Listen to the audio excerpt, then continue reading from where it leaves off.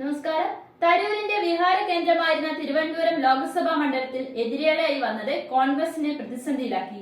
തരൂരിന്റെ ബൃഹത്തായ ഭൂരിപക്ഷം കുറിച്ച് ബിജെപിയുടെ തുറുപ്പുചീട്ടായിരുന്നു രാജീവ് ചന്ദ്രശേഖർ. സംസ്ഥാനത്തെ ബിജെപി നയിക്കാൻ രാജീവ് ചന്ദ്രശേഖർ എത്തുമെന്ന് ഏറെക്കുറെ വ്യക്തമായിരിക്കുകയാണ്. സുരേന്ദ്രന് ഒരവസരം കൂടി ലഭിച്ചേക്കും. എം.ടി. രമേശോ ശോഭാ സുരേന്ദ്രനോ അധ്യക്ഷ സ്ഥാനത്തേക്ക് എത്തിയേക്കും എന്നീ പ്രവചനങ്ങളെ കാറ്റിൽ പറത്തിയാണ് രാജീവിനെ സംസ്ഥാനത്തെ പാർട്ടിയെ നയിക്കാൻ കേന്ദ്ര നേതൃത്വം നിയോഗിച്ചിരിക്കുന്നത്. ആരാണ് യഥാർത്ഥത്തിൽ രാജീവ് ചന്ദ്രശേഖർ?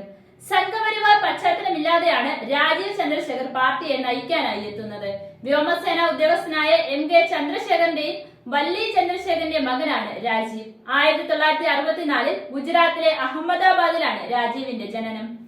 പാലക്കാട് കൊണ്ടിയൂരിലാണ് കുടുംബത്തിന്റെ ബന്ധമുള്ളത്. ഇലക്ട്രിക്കൽ എഞ്ചിനീയറിംഗിൽ ബിരുദവും കമ്പ്യൂട്ടർ സയൻസിൽ ബിരുദാനന്ദ ബിരുദവും കരസ്ഥമാക്കിയിട്ടുണ്ട്.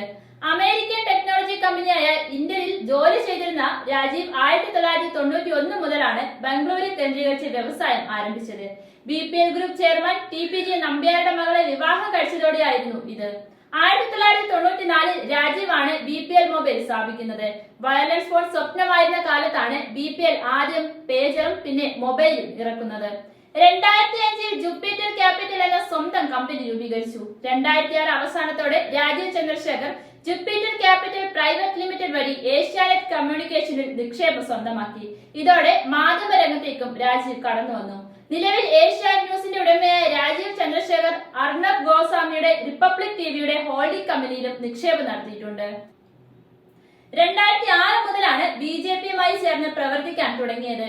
അതേ വർഷം തന്നെ BJPയുടെ സ്വതന്ത്രനായി രാജ്യസഭയിലെത്തുന്നത്. കർണാടകയിൽ നിന്ന് 3 തവണ രാജ്യസഭയിലെത്തി.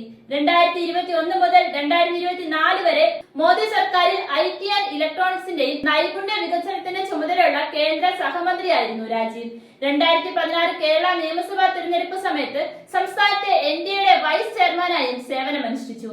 2024 ലോക്സഭാ തെരഞ്ഞെടുപ്പിൽ തിരുവനന്തപുരത്തെ സ്ഥാനാർത്ഥിത്വമാണ് രാജീവിനെ ഇപ്പോൾ അധ്യക്ഷ പദവിയിലേക്ക് എത്തിച്ചിരിക്കുന്നത്. ശശി തരൂർ 3 തവണ തുടർച്ചയായി വിജയിച്ച മണ്ഡലത്തിൽ അപ്രത്യക്ഷമായി മികച്ച പ്രകടനമാണ് രാജീവ് നടത്തിയത്. 2024 ലോക്സഭാ തെരഞ്ഞെടുപ്പ് കാലത്ത് രാജീവ് ചന്ദ്രശേഖരന്റെ ആസ്തി 36 കോടിയാണ് എന്നാണ് സത്യവാങ്മൂലത്തിൽ നൽകിയിരിക്കുന്നത്.